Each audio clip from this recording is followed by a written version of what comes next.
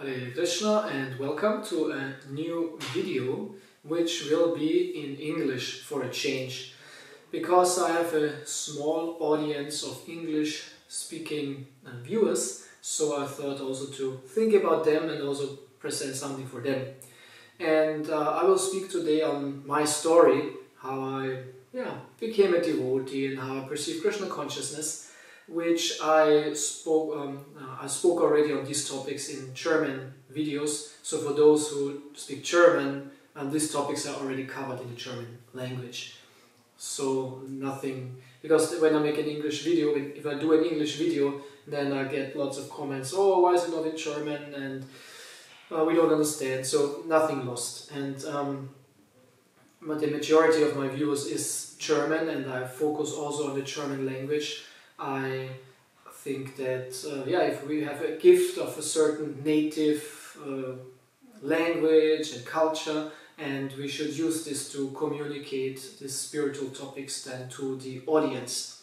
And in the English language anyway, there is so much, there are so many presentations on Krishna conscious topics and Vedic topics, so I don't have to add there. But in German language there we have a lack, there's not much going on, so I focus on this. But from time to time I think also it's nice to do something for the English speakers.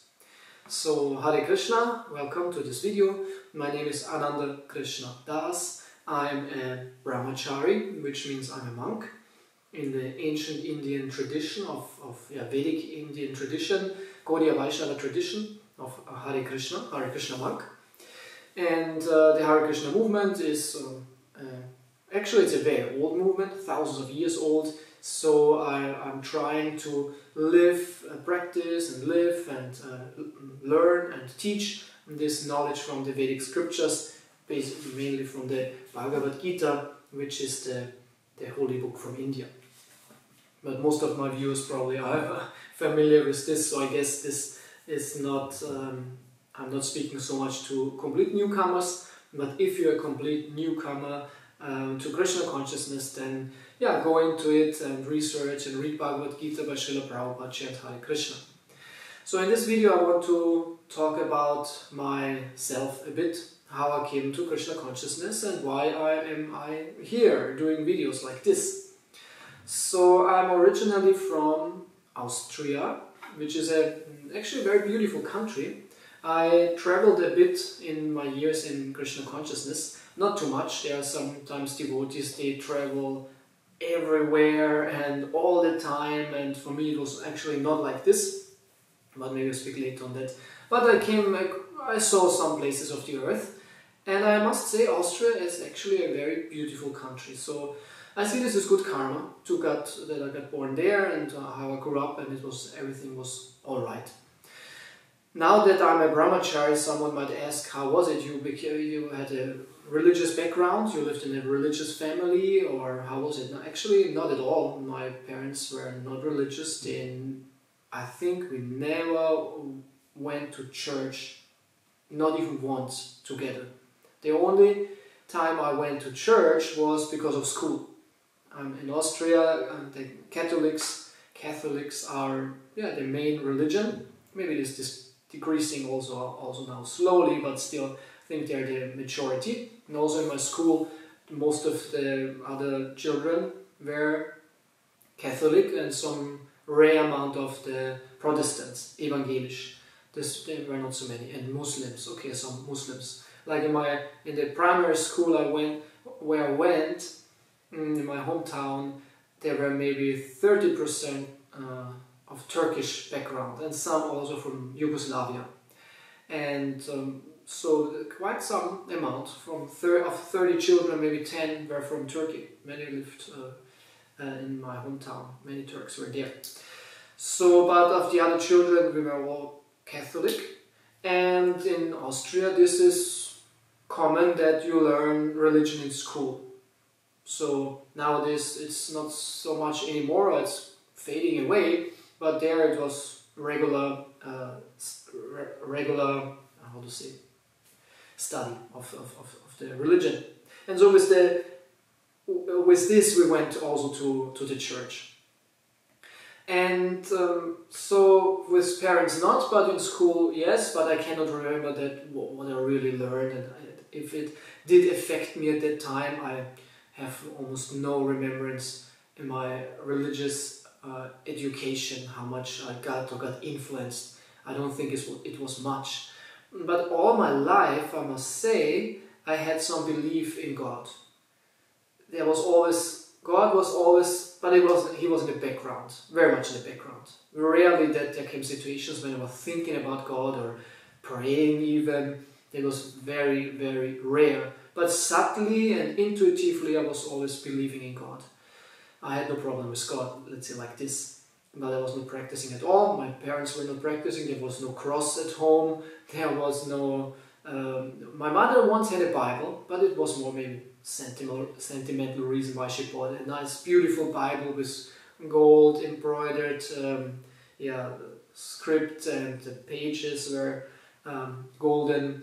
And once she read a story to us, but she read sometimes stories to us. So I grew up with stories of ancient Greek and also European fairy tales and how's it called in German, in English, like mythologies and things like this. And I read a bit. I can remember I had a big book of Greek mythologies and one big book of like European, German or Northern European stories.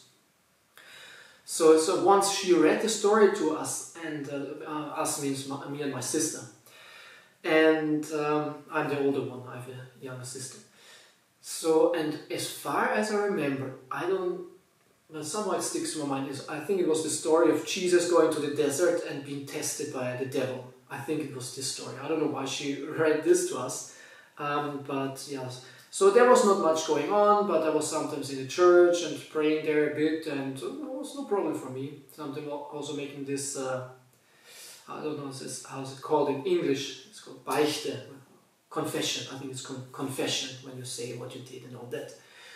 And then when I became a teenager, religion was no issue at all. I was completely concerned with typical teenage stuff. Party, girls, computer games, friends, sport. That was not too bad. I did some sport, but not professional, not in a club or some. I was always with some friends and with one of my best friends who also became a devotee, and his name is Pradyumna Mishra. He lives now in Mayapur. Very good friend of mine still, and was my best friend my whole life. And we did some sports together. We were playing tennis together, and interesting. Okay, tennis is a game what you play only with one other person, or 2-on-2, but 1-on-1. But also we played a lot of soccer, but just we two, and sometimes with other friends. But we were hanging out a lot together, or inline skating, hockey, skateboarding also, and we had bicycles. So yeah, sport was also a thing. But the older we got, then also the more enjoyable things of youth life became relevant. So religion, philosophy was not there. But then somehow or other, shortly before my Abitur, it's called Abitur in like high school graduation. I don't know if it's the high school graduation. Anyway, before you start to go to university, somehow or other I became interested in ancient cultures. And one eye-opener was, I read a book, it's called Traumfänger. I don't know how it's called in English, also Dreamcatcher, like of Marlon Morgan. It's like a story of a woman who goes to Australia and meets the Aborigines there and gets to learn their ways of life and about their mysticism and about their mythologies and all that. So somehow or other I was reading this. I don't know why I was reading this. At that time I started reading more. I was actually always reading. I could always read a lot and fast, but more trivial literature as a child, action stories or things like this. But then when I got older, then I read some this and that, and somehow or other came across this book. It was at home in my mother's place, and it was not too thick, but maybe 300 pages, like a small pocket book, softbound. And it somehow it touched me. Somehow it did something with me. Oh, other cultures, mysticism, complete different outlook of life, and I started playing didgeridoo, the instrument of this Aborigines. And another friend of mine had one of these, and I got myself one. And so I went into a kind of more, mystical, spiritual search. And my mother had many books at home, so I looked what she has, and I read books on India and yoga, and read Indians and ancient cultures, and about Jesus, and esoteric stuff, all kinds of things. I started reading so many different books. And one of these books was the autobiography of a yogi, which is very famous. Many people know it, the story of Yogananda Paramahamsa, who came, I think it was in the 50s, came from India, also to America, and he founded this institution, the Science of Self-Realization Fellowship, something like this. The Society for Self-Realization, or some institution where he taught some, it's syncretism, I think, like a syncretistic teaching, meaning he put together Indian Vedic things with Christian things and maybe other things also. So it kind of we would call it now from a Krishna conscious point of view, like hodgepodge, kind of a hodgepodge thing. But his biography at that time, I was newly exposed to Indian spiritualism, and this did a lot to me actually, because I was very open to all kinds of things, and I must say India was never on my list. I don't think that I was an Indian in my last life, or had in my last lives anything to do with India. I was always interested in geography and history, but India never touched me. Maybe if I look to Asia, it was China and their ancient culture and Kung Fu or things like this. But India was like not interested at all. Even I had some almost aversions, not aversions, but it was for me not interesting at all. More. So anyway, so when I read this, actually I thought it's Buddhism. It goes so far that, because I was at that time open also for Buddhism and Yin and Yang and Tao Te Ching and things like this, and meditation, of course. We tried to meditate and do some spiritual esoteric stuff, all kinds of things, and mixed also with some psychedelic drugs and smoking of marijuana and what you do when you search, so to say. And mysticism especially. I wanted to be like a mystic and have mystical powers and all that. So this I put everything into the category then of Buddhism when it went to the East, and when it was about karma and meditation. This was Buddhism. So I read this book and I thought it's Buddhism. And then I went to the university. So I wanted to become a journalist or someone working with media, which is obvious now. I'm doing exactly this. I wanted to publish something. I always thought of writing a book or writing for a newspaper. But at the same time I had this spiritual, philosophical idealism which was pushing me so much that I thought I want to connect that even with my professional career or now with my studies. So I started studying like journalism and media, and Buddhism and Tibetan culture and language. I could combine these two things. So very interesting. Huh? So I started reading Tibetan and studying Tibetan language and culture and philosophy and Buddhism. And during this, the summer before I went to the university, I was reading this autobiography of a yogi, and at that time I was working at a farm in Austria, in the south of Austria. I'm more from the east of Austria. Austria is a small country, so there's not so much difference, but so from the east, around Vienna, this is where I'm from. And at that summer I went to south of Austria, because I had a girlfriend at the time, and her parents had a farm. They were farmers,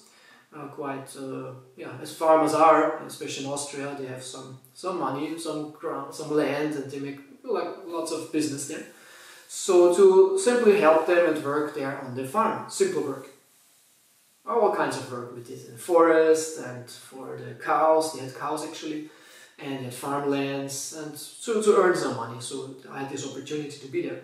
And on the way there, when we drove, because I was together, I visited more often, but that summer then also I worked there. So when we drove down there, I was reading all the way this autobiography of a yogi. When I was interested in something, it's still like this. I really went into it. Many of us are like this. And you start reading and you cannot stop, and it's so interesting. And I read and read and read and read and finished this book. And when I was there on this farm, these people, farmers, were quite simple people, and they had a very small bookshelf.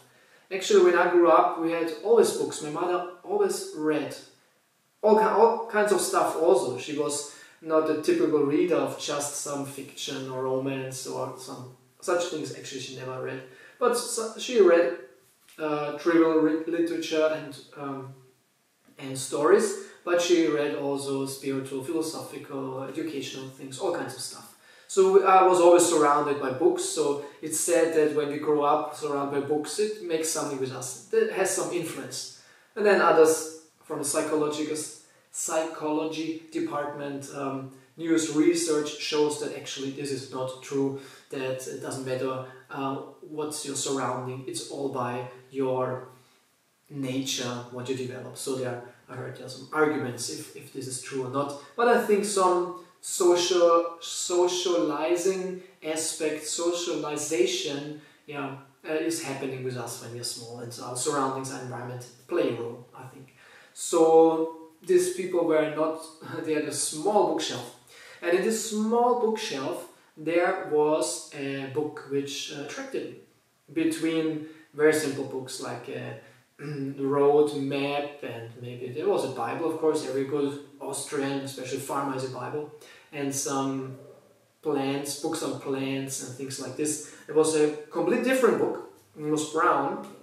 There was a little 8 written on the side, and I took it out. It was written 8 Canto in German, Achter Canto, and had this picture of like a child and who was surrounded by other people.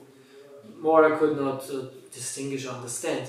And I thought, what's that? And I opened it, and all this Sanskrit, which at that time I was not studying, because my studies came later. So later I could see the connection between Tibetan and Sanskrit. So at that moment I did not know this is Sanskrit. I just saw the signs, and I saw this boy there, and I thought, this must be the Buddha, must be the story of the Buddha. Because I saw it's something from Asia, so everything Asia was Buddhism. So I thought it's the story of Buddha, and so I knew it's something spiritual, and I took it out, and I was very attracted. Like, I would almost say, like, mystically attracted. And it felt weird. The book to hold, to look at, and then to read, it felt weird. Something from another realm almost. Yeah, I could not put it in any category. So before, of course, this was the Srimad Bhagavatam 8th Canto. I will speak more on this. My first contacts with Krishna consciousness, I want to tell this also. My first contact ever was with Shelter, with the CD. I was with the Mantra album, and this was like in the early 90s, and I was then like 13, 14 years old.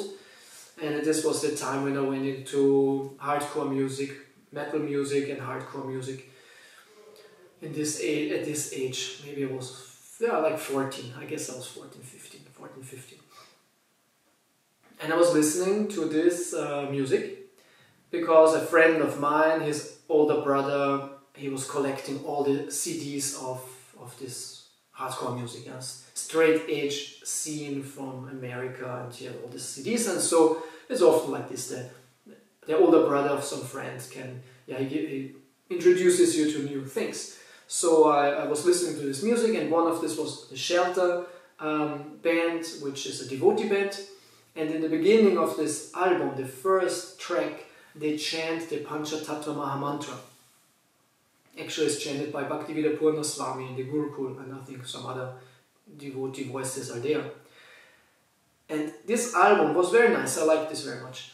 I listened to this a lot, very, very often. So I always heard this Panchatattva Mahamantra. Shri Krsna Chaitanya Prabhu Nityananda Shri Advaita Gadada Shivasari Gaura Bhakta Vrinda. And I had the same feeling as with the Bhagavatam. It was weird, it was strange, it was interesting, it was far away, it was something not connected to me, I would say.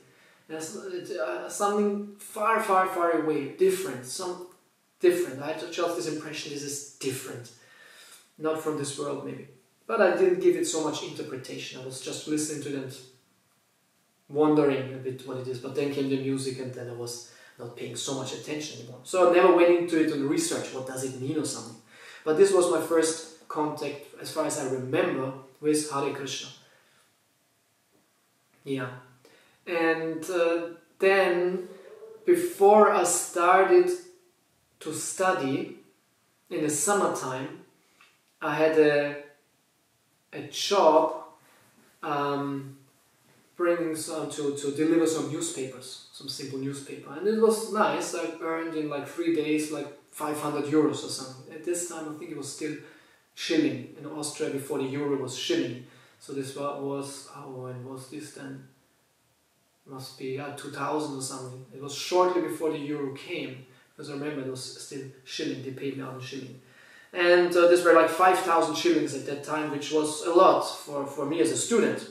This is, yeah, 500-600 euros in 3 days. And the rest of my money I got at that time from, I was beginning to study, so I got something from the university, they supported. But before I studied, I was not university, so I did not get the money. So at that time I got the money from my father. Because my parents divorced when I was 16, and this was economically very good for me. From an economic standpoint, it was very good. Emotionally, yeah, I could handle it. I was already 16, I didn't care too much. It hurt, but it was not too bad. For my sister and my youngest sister, of course, it was very bad, I must say. Very bad divorce. When parents quarrel and all this, it was always... When I was young and they quarreled, it was not nice, definitely. So to all parents, be nice to each other. Children suffer a lot when the parents quarrel. At least I hated it. And it felt really, really bad when my parents quarreled and were shouting at each other. Yeah, so this was terrible. So anyway, though at one point they could not be together anymore and they divorced when I was 16. And I said to and then they had to share, of course, whatever they had. So we had a house, we were living in a house. So my mother wanted to stay in the house, and my father said yes, he will move out and get another house. So either he would go into this other house or sell this other house and then, yeah, go along. But so they asked also who wants to stay with whom. They gave us the choice, us as children, and me as the oldest. Also, of course. So anyway, my condition was I didn't want to choose between both. I liked them both equally, I must say. So I said, I stay in the house, and whoever stays here is with me, and who goes, goes. Yeah, I cannot decide. So somehow or other, this was my point. I didn't want to choose. And before everything became clear how they will manage the whole thing, it was said that my mother stays more or less with the children in the house and he goes, my father goes.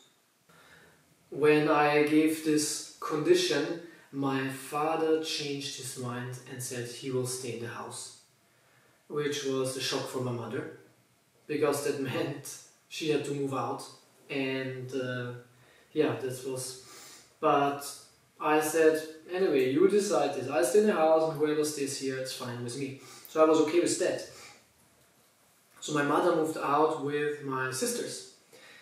And my father sold this other house he had and gave the money to her, which were at that time maybe 100,000 euros. And nowadays it would be 100,000 euros. It was 1 million shilling. So now it would be like 100,000, maybe a little more, so around this.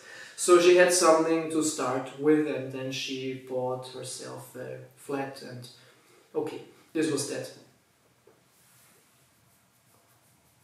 How came to this? Yeah, so after the divorce, because before I got some little money, Taschengeld, pocket money from my parents, but then my father was really fair and he said he will give me all the money which I get from the government, because the government also gives some children money to families.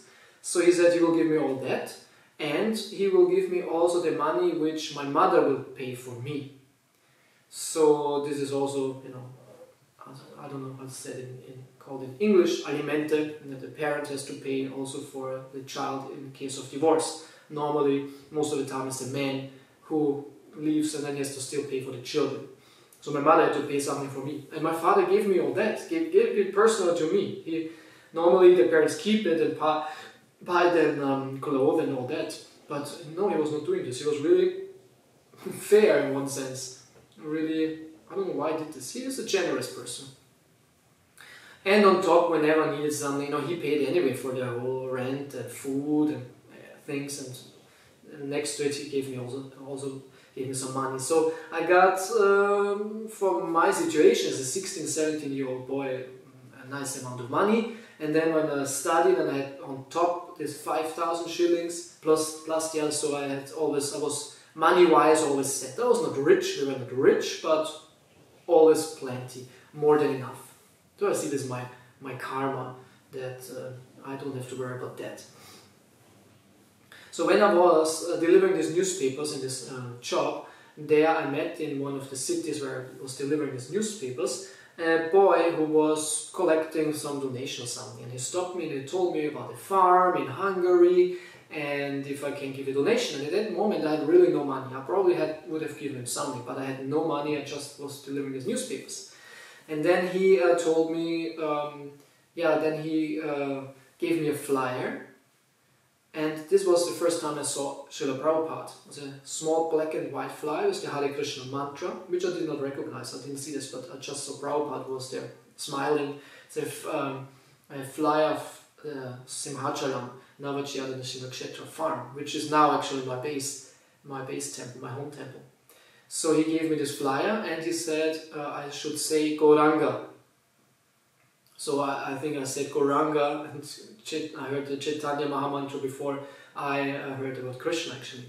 And I said, Gauranga? Go what? I couldn't really understand. He said, Gauranga. And I said, okay, Gauranga. And it was the first time probably I chanted the holy names. And I was really amazed by this person. This was a Hungarian Sankirtan devotee. And I went to my good friend, Pradyumna. At that time it was not Pradyumna. Who had a flat. And I was telling him, oh, I met this guy and they have a farm and it's really cool. And we were hanging out in this place a lot. He had his own flat. He was working at the time. I was a student, becoming a student. So he had a flat and there we were in our peace and could do whatever we liked. And we sat hours on this couch and we were discussing things and talking. And it was actually a good atmosphere. And so we were philosophizing about the world and political situation and free living and farms and how the materialism will fall. I was reading also a book, actually it was kind of a document on Mayan calendar and 2012, because this was in 2000, so 2012, this was like, whoa, so many years, when will this come? But I believed at the time strongly in a cataclysmic event or some change or a golden age or something should happen, something will happen, and I was expecting this. I was hoping, yeah, something must change. So back to the situation, or forward to when I had this Bhagavatam and was reading this, and I remember reading the foreword of Prabhupada, the preface or the foreword, and there Prabhupada explains that there's a pinprick in the society and we want this new world or one world, but it doesn't work. And then Prabhupada mentions that this Bhagavatam will fulfill this need, and it will, when you read this Bhagavatam, you become completely God conscious. I think this was the line which struck me most. That Prabhupada said, if you just read this book, Srimad Bhagavatam, you become a fully God conscious person. And I was very inspired by that. This really hit. Prabhupada's words were so strong. But when I was reading it, I couldn't understand much, because 8th canto, it's in the middle of the Bhagavatam. It's a story of Gajendra and of the demons and demigods and the milk ocean, and so there's not so much philosophy inside. So now I see very much how important the philosophy is, the teaching, that we communicate the teaching to the people. And this is what Prabhupada was also doing most of the time. When we listen to his lectures, he rarely told stories, sometimes here and there, or leelas. He was mainly speaking philosophy. Who is God? What is the soul? Chant Hare Krishna, live according to Dharma, Varnashram Dharma, social issues and things like this. But most of the time, yeah, it's philosophy, it's the teaching. And this is relevant for newcomers. This is relevant for finding our way. This is relevant for understanding the world. I was very young at that time, and I was in the phase of understanding the world in my terms and figuring out and getting a world view. So I came in contact with Krishna consciousness, but because of Prabhupada's mercy and all that. But maybe if I would have come in contact with some other organization, political party or something, I might have become a green, or left or right or whatever. I was at that time very open for ideas and I was simply searching. I wanted to figure out the world. This is the age, right? So Prabhupada's words struck home, but I couldn't understand the Bhagavatam. I could not. It was not that it was just a foreword. This was touching me.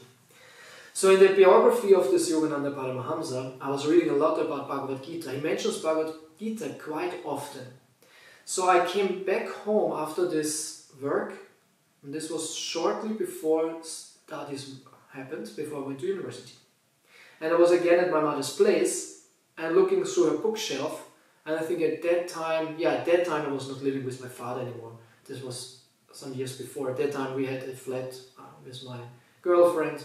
At that time we had a flat living together. So I was at my mother's place and looking at her bookshelf, and there I saw the book, Bhagavad Gita. It was there. The Bhagavad Gita was actually not this one, but this edition. This is the German old from the 90s deluxe version, but it had an cover. This black one has this deluxe version has a cover, but it's this one, which is, I mean, very, very beautiful. And I hope if you print sometimes again at least a small quantity of a deluxe version of Bhagavad Gita, because it was, you know, this it just looks cool, it just looks nice, looks ancient, looks authoritative, looks serious. So I saw this and wow, and I was like enthusiastic, I was fired up. Dad, Bhagavad Gita, I read so much about it, now I have it. At that time was, as I said, reading many books and buying many books, and I had many books, all kinds of stuff, but Bhagavad Gita, of which I heard so much. And I started reading Bhagavad Gita, and this made sense, this worked. Philosophy, right? You know, the soul, you know, the body, the soul, and Krishna, the whole story, the universal form, and all this. And it made lots of sense, and yeah, I became actually more or less a devotee because of reading Bhagavad Gita. So please excuse if there is some background noise, because I am not in my studio. I'm at a guest right now in ISKCON Cologne, and I have this guest room, and I cannot expect the whole temple to behave according to my schedule and to my activities. So this mic might pick up some noise from outside of the devotees. I hope it's not too much. But we are, and I will speak later a bit about that, we are in a phase of building a little studio in Simhacharam, where I hope that I can peacefully and as professional as possible work and produce videos and tell about Krishna consciousness. Because right now here this is really loud. But I cannot do anything about it. I devote this, yeah. So I was reading Bhagavad Gita and I became like a devotee because of reading Bhagavad Gita. I was in the beginning, I was accepting, but at points, especially when it was about Krishna. Is Krishna the Lord or not? Because I had somehow or other strong Mayavad influence. Not strong, but somehow or other. My understanding of God was always a little Christian, like Christian mysticism probably. Christian mysticism. There was like an all-pervading, dominant presence of love, of mercy, somehow or other also personality, but not in a bodily form as we have this of Krishna's spiritual form. But somehow or other I was believing in God, who is a very personal, loving and fatherly, and I called God also God, the Leeb God. Because at that time when I started reading more of this book, somehow or other my belief in God or connection to God grew also. Suddenly I became more conscious of that, and I was believing in this spiritual being, but without prescribing to a religion. I was not become Christian or something. I just it was kind of a Christian mysticism. I was not going to church or something. I was not interested in that. I was in general not interested in religion or in a church or in a group or something like this. I would not have joined that. Also, when I read other books on yoga, meditation, then it was spoken about the guru. Actually, once I read a book and it was said you need a guru to learn all that. I was disappointed. Why do you need a guru? I want to read it here in this book now, tell it how it works, the meditation, the spiritual life and all this. I didn't like that because I want to do it now and on my own. Yeah, kind of typical. So I was reading Bhagavad Gita, and these points when it was about the nature of the Lord, if it's, I was fighting a bit, if it's Krishna or not, and when everything made like perfect sense, and it was too good to be true. How Prabhupada put everything, how it sounded so logic and interesting, but somehow too easy. I thought it's too easy. It's really so easy. Yeah, it makes sense, but at the same time, I could really understand Prabhupada. And but Krishna, when I accepted Krishna, it was amazing. As one, wow, yeah, Krishna is the Supreme Lord. It's great, and then sometimes I doubted it, and I even looked into the Sanskrit and the word-for-word translation, how it could have a different meaning, this and that. Even though I have no clue about Sanskrit. Okay, I was studying a little bit of this Tibetan, but I was in the beginning. I had no understanding of grammar. No Sanskrit grammar, but still I had some sense maybe for the language, and I was doubtful sometimes. Actually, when I was at the university, and once in the evening we had some lecture, and I had my Srimad Bhagavatam with me. Interesting, which Bhagavatam did I have at that time? Because at that time I read Bhagavatam a lot. I think, yeah, I got the first canto. I don't know from the timing now how it happened. I know that one part of Bhagavatam, of the first canto, I got from friends who were in Vienna, who met a Sankirtan devotee, and they said, oh, we know someone who is interested, and he brought it to me at my birthday. Must have been then in 2001, birthday, yeah. So somehow or other I was reading Bhagavatam at university. So there was this lecture, and after this lecture, I started speaking with one of the other students about God. Because I was believing God, and I was already a devotee from the reading of Prabhupada's books. I was convinced. Sometimes I was a little bit doubtful, but in general I was very much on this side of the Bhagavatam side. The Bhagavad Gita gave me like the preliminary knowledge, and then I was very much attracted and absorbed in the Bhagavatam. And I spoke about God and something, and then he said, but we don't believe in God. Like, we Buddhist students here, Tibetan students, we don't believe in God. Like, and I said, wait a minute, of course we believe in God. It's written here. Because I thought still that Bhagavatam and this ancient Indian stuff, yeah, I didn't know, I don't think I figured out it's from India or something. I don't know, I was at that point still somehow covered. It's written here all about God. This is all I wanted to know actually at that time. I was really interested in this greatest of all mysteries. That what is God. God is the greatest mystery, the most powerful energy, the greatest being, Krishna, and this was my main focus and interest, God. And he said, no, there is no God. And I was like shocked. And wait a minute, what am I studying here? What am I doing here? And then very soon I somehow researched. Interesting. I don't know how I researched actually, because internet was at that time in the beginning. Nowadays, of course, internet is everywhere and everyone needs it and has it at university also. But at that time, I had no email account. I had no computer. I actually had no computer. Yeah, it's funny. It was not necessary. Still, paperwork was the thing, and sometimes you had to print something out, or copy something. But yeah, this was just the beginning of the whole need for computer and internet. 2000. That was around 2000, 99, 2000, 2001. Yeah. One friend of mine, he had a computer at home and he had internet, and when I went there, then I was surfing and reading things which were interesting to me. But I had no internet, my parents had no internet, and at home I had no internet, in my flat nobody really had internet. So I don't know how I researched that, how I found out, but anyway, I quit this Buddhist studies after, I don't know, 2, 3, 4 months or something, very short. I did this when I found out, oh, this has nothing to do with this, what I'm interested in. But I didn't want to switch then into Indology. This would have been the logical conclusion, to go to Indology, which was in the same building, same department. This was Buddhism and Indology. And when I was at the university's library of this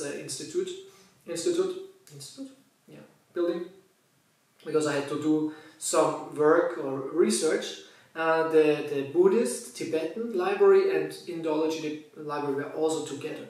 So I was actually always surrounded by Vedic texts. They had all the Upanishads and Puranas, Mahabharata, and books on Nyaya. I remember there were Nyaya texts and things like this.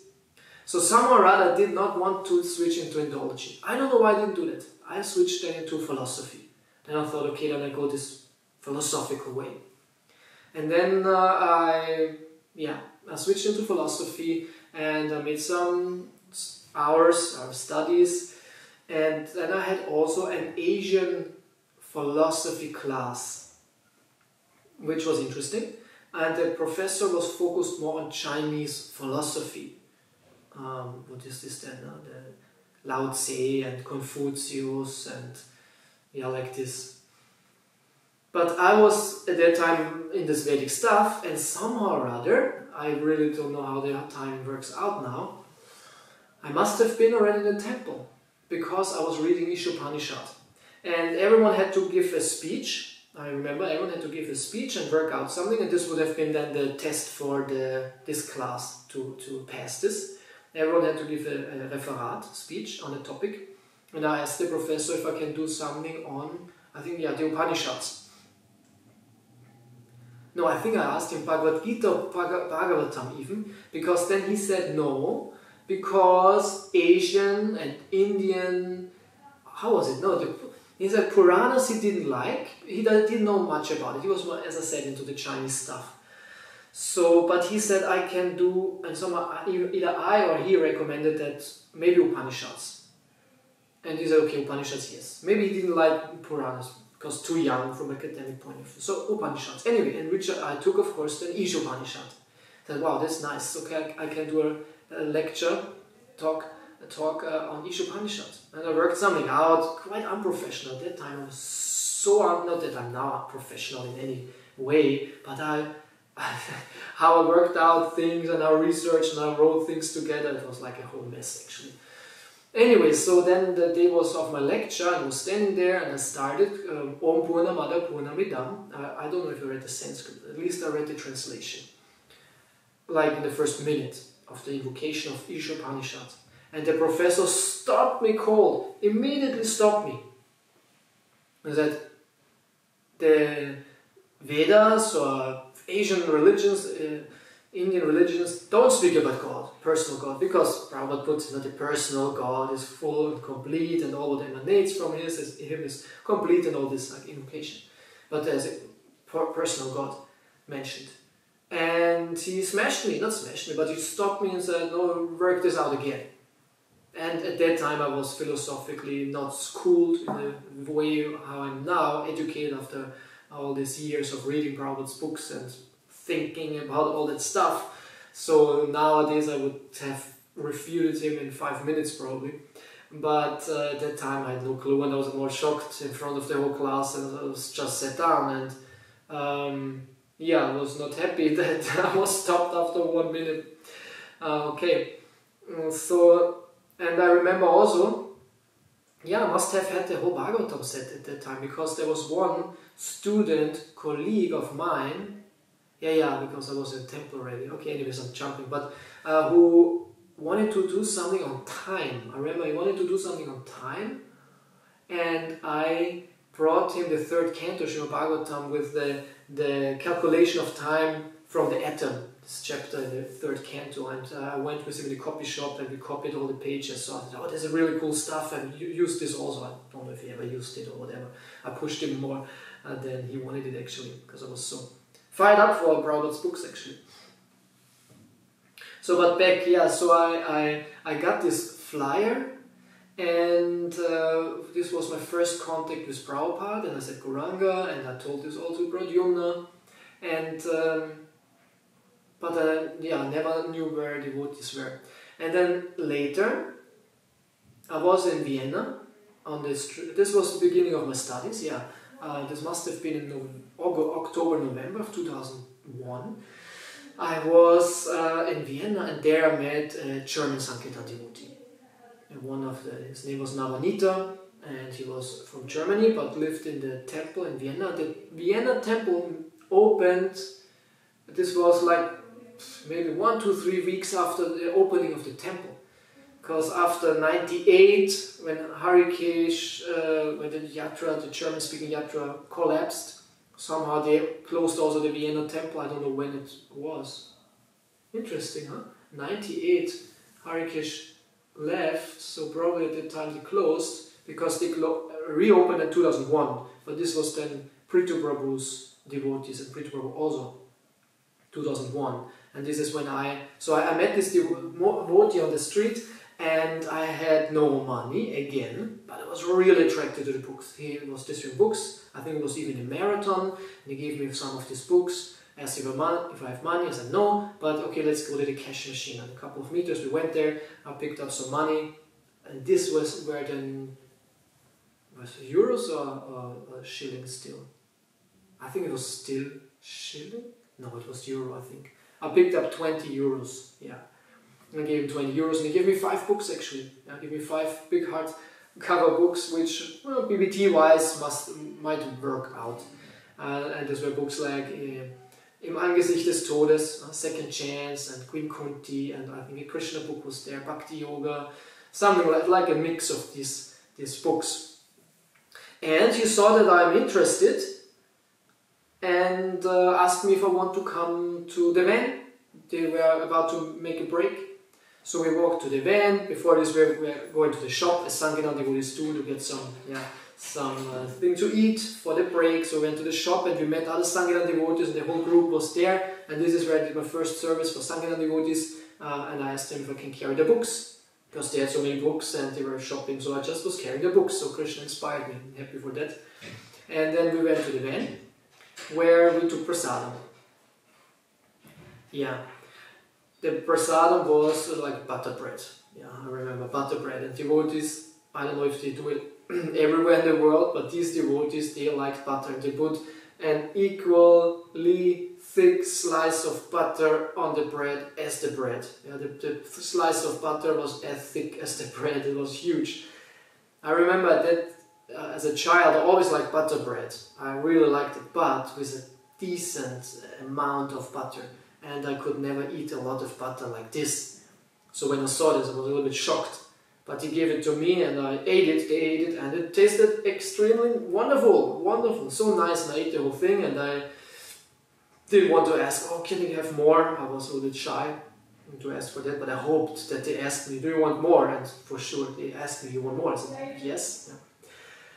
So we were then talking this and that. I don't know what we talked, but I remember that there was a poster of Krishna running with the chariot wheel to kill Bhishma on the battlefield of Kurukshetra, Arjuna hanging on him. This picture was there, like a poster. And when I saw that, I could figure out this is Krishna's, Arjuna is on the battlefield, this is Bhagavad Gita, but I knew that Krishna said he will not fight. So I asked Navanita, this devotee, why is this? Why was Krishna fighting? He said he will not fight. It's fair, he's God, he cannot fight, that he would destroy everyone. So he told me, yeah, he was promising, but in order to protect his devotee, he breaks his promise. And this hit home completely. I thought, wow, Krishna is so nice. Yeah, that makes sense. Yeah, of course. So we had a talk like this, so I knew already something of Bhagavad Gita. Bhagavad Gita was my book, and actually also the Bhagavad Gita I got very soon, right? And then also when I was at university, I went to an esoteric shop, yeah, which was not far from my institute of where I studied this Tibetan. It was an esoteric shop, and there, somewhere or other, I was looking around which kind of books they have. I always looked for books, and when there was a chance for books, I used it. Yeah, any chance I had for books, and especially more mystical books I used, so I went into the shop. And the lady said, "Oh, I have something for you that might be interesting." And this was a book of Armin Risi, who was a Harikesh disciple. He wrote a trilogy, which he called the Multi-Dimensional Cosmos. The Multidimensionale Kosmos, I think was called. And the first part was called God and Gods. The second was about the invisible worlds. And the third was then about power change in the world. So she said, "Oh, this might be interesting for you." I don't know what I told her, but Armin Ries is a devotee, and she said, "Yeah, this book was nice. This was the Invisible World, which was the second part of the trilogy." And she said, "But there are others too, but we don't have them right now, but we can order them." This was how it worked, or still how it works. So I said, "Yeah, please order them," and I bought this second part of it, and I read it, and I loved it so much, because in the German language he could express himself very nicely, and this first part and the second part explain very nicely Krishna consciousness. So I learned a lot from these books also about Krishna consciousness philosophy. So this was the reason why I had already some knowledge about the whole thing. So when I was in the van there, I asked such questions. So this was my concern. So this was over, I was there in the van, I met the devotees, it was super ecstatic, I had all these books, and they gave me an invitation to the temple, to the Sunday feast. So I went home in my flat, where I enthusiastically told my girlfriend about this encounter. And I was really fired up to meet the devotees. It was wonderful, it was great. I would never have gone to the devotees, right? It's really like this, I would never have gone to devotees. I was on myself, I was reading this, and the devotees came to me. This is the reason my Sankirtan is so important, to pull the people out.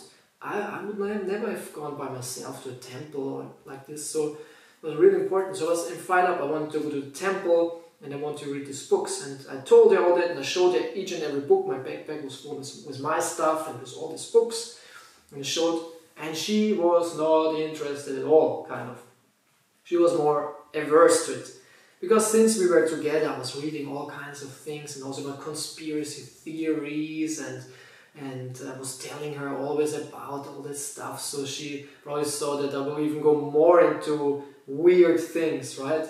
For a normal Austrian girl, and she was not that old either. I don't know how old she was at that time. I was 19, yeah, she was 18, something like that. She was 18. She was like a year younger than me.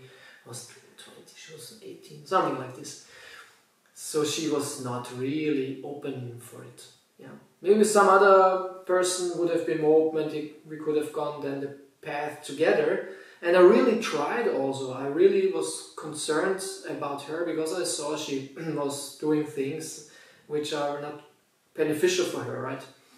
Or this, what we did, right? I changed at that time, but in the beginning, yeah, due to all these parties and some drugs and watching TV all the time. So I was a bit disturbed also by her behavior, that she was so unphilosophical, let's say like this, that she was so unphilosophical. And I tried to change that, and I really liked her and thought, really, yeah, we can become devotees and do it. But the more I tried to change her, or communicate something to her, the less she was interested. Very typical, very typical. Actually later, I remember once I wrote that, like in the end, when it dissolved, maybe I'll tell it later. Maybe I don't tell it at all, maybe I forget it. Maybe some of you might be interested, but maybe I forget it. So yeah, and then I went to the temple for the first time, where Navanita, the devotee, the Sankirtan devotee, greeted me.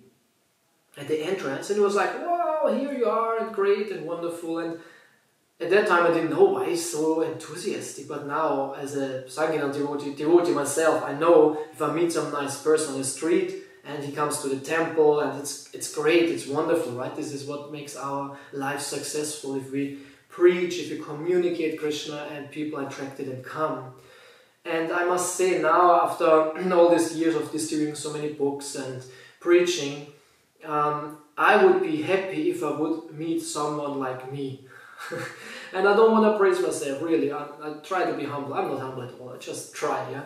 But I was kind of together. Of course, I had my shortcomings, and I was still smoking at the time, I had a girlfriend, all this, but I was seriously interested in Krishna consciousness. So, and I really see in all these years now, this is so rare. Such people are rare, and I met some, and some came, but these are really rare. Yeah, like in Bhagavad Gita it said, Chatura Vida Pachante Mangchana Sukriti Norchana Artochi Gyaso Artati Gyanicha Bharatashava. 4 kinds of people surrender to Krishna, who are Sukritis, who are good people, who are like to act in a good way. And you have the one who is suffering, who is really full of troubles and maybe also physically suffering, he surrenders. The one who wants riches, who is struggling with the material situation, who is poor. And then you have the inquisitive one, who is just curious, and then you have the jnani, who is searching for the absolute truth. So I don't know if I was someone who searched for the absolute truth, but at least I was curious. I was something between this curious one and searching for absolute truth, because the jnani is even higher and is really searching for the absolute truth and want to get liberated, or even bhakti or something like this. So I was not so serious, but I was very inquisitive, and when I came to Krishna consciousness, to this knowledge, I really wanted to know what it is, and it was very attractive and all that. So it must have been something from last life, or of course Prabhupada's mercy. Prabhupada says, I created your good fortune. But still we understand from Bhakti Rasamrita Sindhu in Bhagavad Gita, we continue our devotional life, so there was some continuation. It's not much, it's not that I had a lot, then I would not have been born to an Austrian meat-eater family and started smoking with 14 and started drinking with 14. I had my first Vollrausch, is that in German is that Vollrausch, like fully drunk. I was 14 years old, and probably this is not even young nowadays, they are drunk with 10 or something. But anyway, so it's not that I was a great, in some sense great person, but somehow I started with this interest.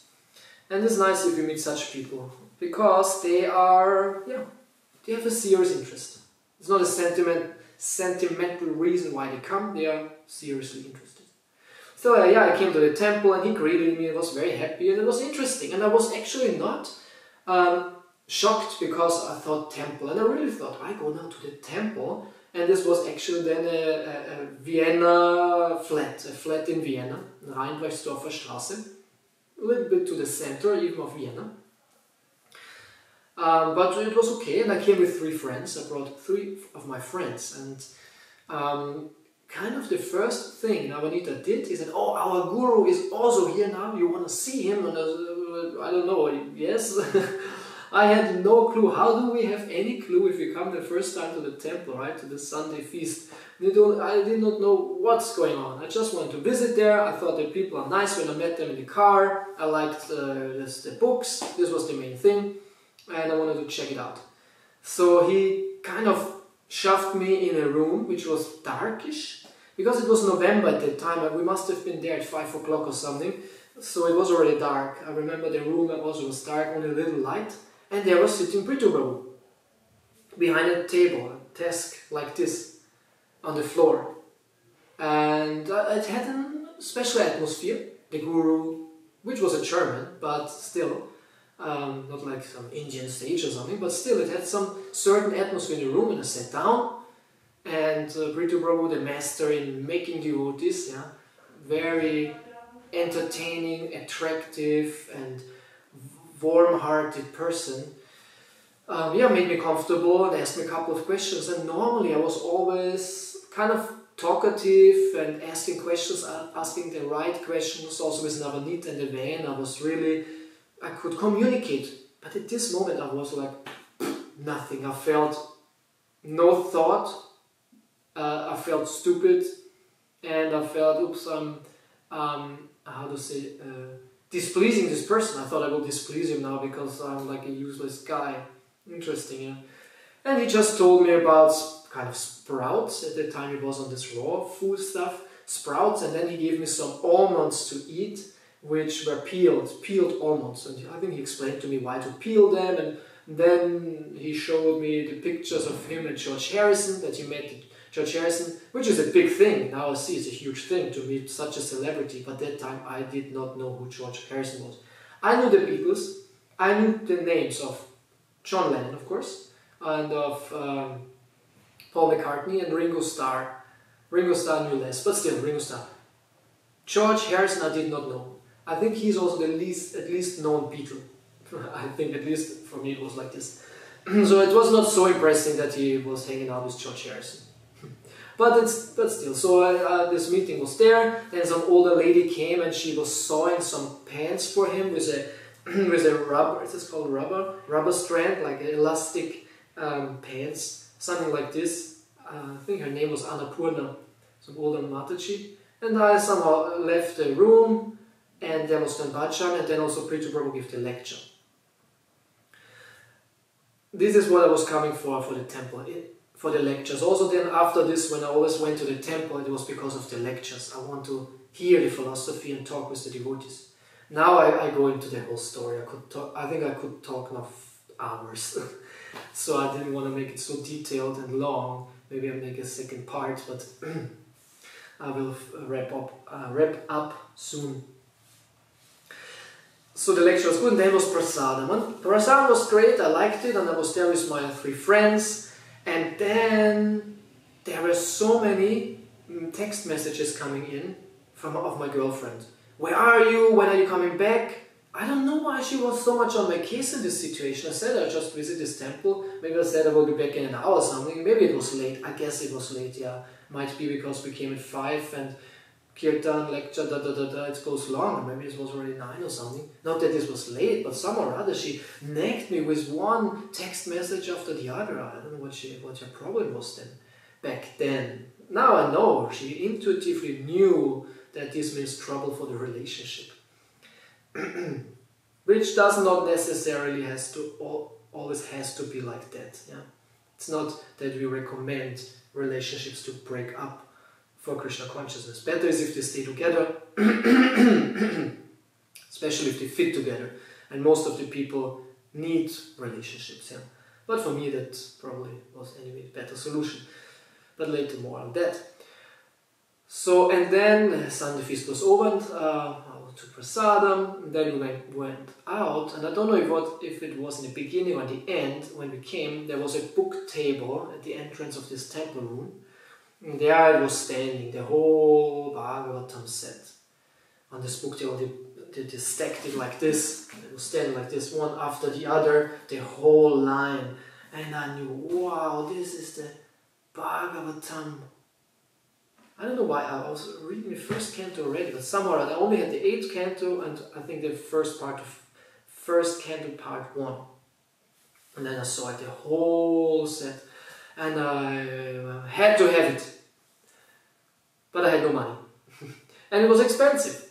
Of course I got some money, but still it was, at that time it was like, yeah, how much was it actually?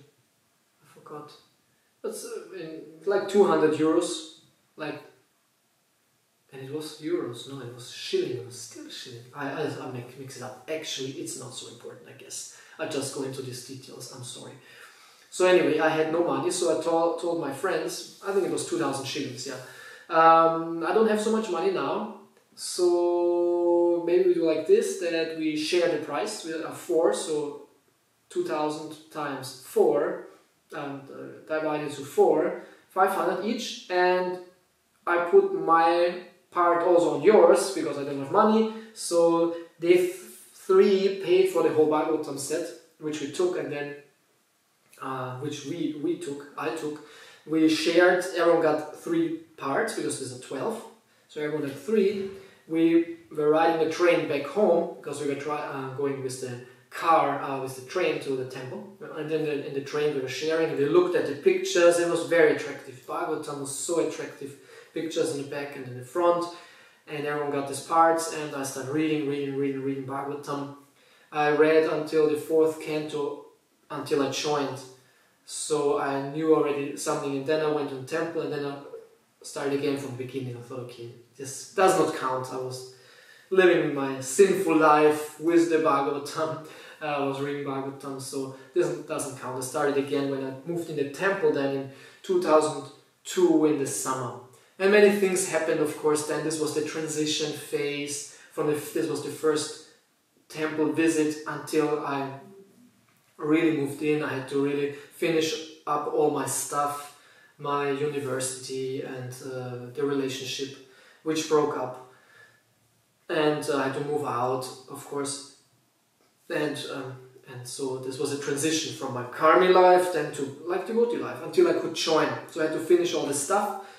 And yeah, I remember when I visited sometimes some festivals, and I was at one festival. No, it was Nrsimha Chaturdasi in 2002, my first Chaturdasi festival. First time in Simhachalam was 2002 for Gora Purnima. I went with the devotees there for Gora Purnima festival, and it was very small. But Chaturdasi was big, and they still had this big tent at that time. We had a huge tent, still from Harikesh's times. And I remember on the Chaturdasi day also when we took prasad, it was raining, heavily raining.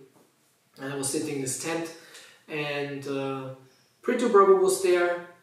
And oh, and I remember now, when I first came there for the Chaturdasi festival, the weather was fine. And I remember walking this tent, and the lecture was in a tent, and on a high seat, like on a stage, there was a lecture going on by Ravindra Swarup Prabhu and Ananda Maharaj. And I remember looking at, and I think Maharaj spoke, and Ananda Maharaj I was very attracted. He felt so happy and charismatic and powerful also, and a very attractive speaker. I remember it was very nice to see. Yeah, so this weather was fine. And on the Chaturdasi it was raining, I know. And I took prasadam. I think I even sat alone there. I was talking with some boy, young boy. Anyway, so this was then my first time Chaturdasi. And I went with another friend of mine from, back then. And I bought some books, and I bought 2 books. One was this Nityananda Charitamrita. The title is speculation as far as I know, but yeah, it's a compilation of all the stories of Nityananda. And the other book I bought was the Panchatattva book by Stephen Rosen, Satyaraj Das, about what is Panchatattva. So interesting, I did not know so much. I don't know why I chose these books, but they had some book tables there. So when I came back home, I really wanted to read these books, and interesting, they were in English, but somehow or other my English was okay. I don't remember anyway that I was a good English speaker. I had some good education in English, and I liked languages, but somehow or other it worked out for me. So I came home after this trip, and I was so purified of this Chaturdasi festival. I was so fired up and so happy, and it was so cloud 7. Really, I was so happy. And I came back home in this depressed flat with this miserable, depressed girl. It was such a contrast, how to say, I was caring for her. I was, how to say, I wanted to help her in all this. I forgot the word, but she didn't want. She was like anti. So I remember I came in, I was wow, and she was standing in this kitchen, back to me, cutting some vegetables, doing some. And I came in and said, hey, hello. And she was just standing with her back and said, I think it doesn't work anymore. And I was just, not because she said that, I was just ecstatic from this festival. I was so blissed out, and I was on cloud 7. And she said that, and I did not care. I did not care. It was already a little critical before, and maybe we thought we can manage it, and maybe she becomes devotee, or I get less devotee, or we figure it out. But this was then the obvious end, and she said that, and I was standing there, and I actually didn't care, and I thought, yeah, I think you're right. Yeah, doesn't work anymore. We were too different. I was too far away already. No, of course, this is often the problem when people join and they are couples, that the devotee, the one who becomes a devotee, he changes drastically. And this is often too much for the partner. It's too much of a change. So in that sense, very often the one person who is the normal, yeah, it's not his or her fault. It's actually the fault of the one who becomes a devotee, because suddenly he changes so much, and this was not expected. This was not negotiated. This is not okay in one sense. Yeah, you cannot be so different now and expect me the relationship still works, that I go along with that, right? I can understand, right? Still, we have to become devotees, and if we have to break up the relationship, so what must be? This is not so relevant. Of course, when they are married, if they have children, this is more complicated. And this is very complicated, I know. But I was a young boy and we were 2 years together and we had no strong bonds. We had no children, we were not married, we had no, not much. We shared the flat together, that's it. So there was nothing to give up in a big way.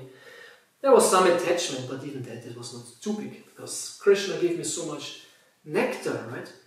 So I said, yeah, probably.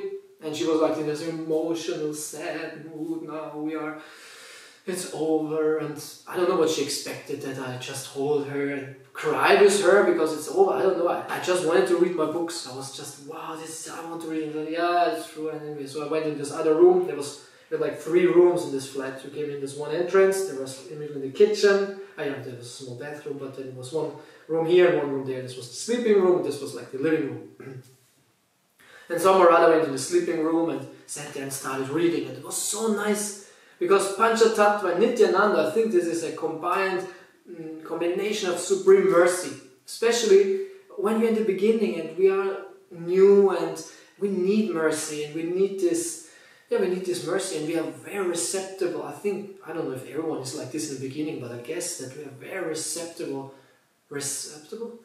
for mercy, and we can just take it in and make tremendous advancement.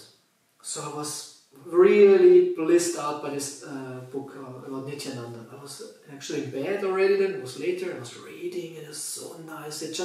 The feeling of Nityananda's katha was so strong, so fulfilling. And then my girlfriend was in the other room watching some movie with another of her friends, and then she just came to the room and said, "Don't you want to be with us now or with me now?" And I thought, no, actually not. I want to read this book.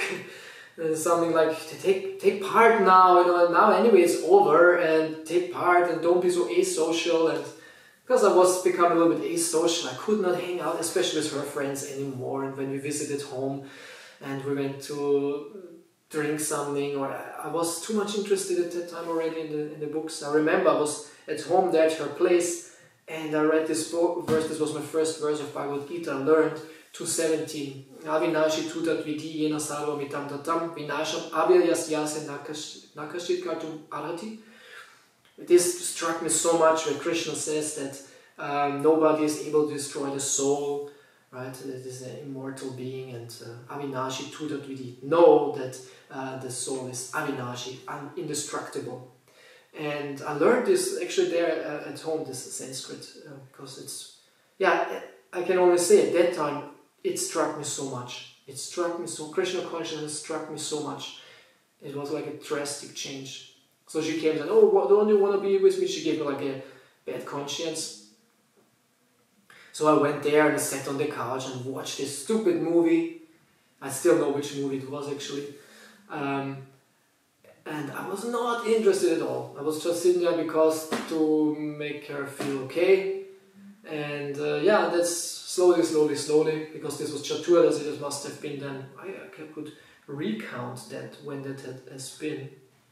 Man, this is an eternal video. I'm very sorry, but I fell into this and I remember now so many details, but I don't want to overburden you. I just want to look this up now.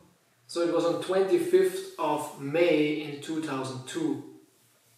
So almost more than 17 years ago, which is quite some time. Good, so yeah, then the whole thing dissolved. We concluded, yeah, doesn't work anymore. As I said, yeah, I tried to make a devotee, and then later on when I it was kind of over, and I was once visiting her then, and she was a little bit fried, and I wrote, because sometimes I like to write poetry, so I wrote her like a little poetry to maybe relax her a bit, but actually it made her more angry. And where I mentioned that I love her. And later on, she told me, she also wrote a letter to me where she complained, how do you say you love me and you leave me? What kind of love is this? And then she wrote also, Krishna is my biggest enemy. Yeah, that she wrote in this letter. But I think it was just because she was fried. I don't think she was a demon. Because then she met also, I met her on the street later also, and I distributed prasadam. I rarely distribute prasadam. I don't know, at that time I distributed energy balls. And she bought some energy balls, she gave a donation, took it. She met also our temple president, Krishna Kumar, on the street, and she complained, oh, you took away my boyfriend. But he was so expert, he sold her a book, and she took it. So she had some favorable attitude. It was just because of our situation that she was not so open. So yeah, as I said, when we change so much in a relationship, it's hard that the partner, if it's not as interested, a devotee who's really interested, changes with us. So I can understand. But anyway, I was not happy anyways, but this is another thing. So, and then everything dissolved, I could leave home, and I so many other things. Anyway, and then I moved in the temple, like in July 2002, in the summertime. And then my serious spiritual life started when, and this is, I think it's another video, I will not keep on going, this is like long now.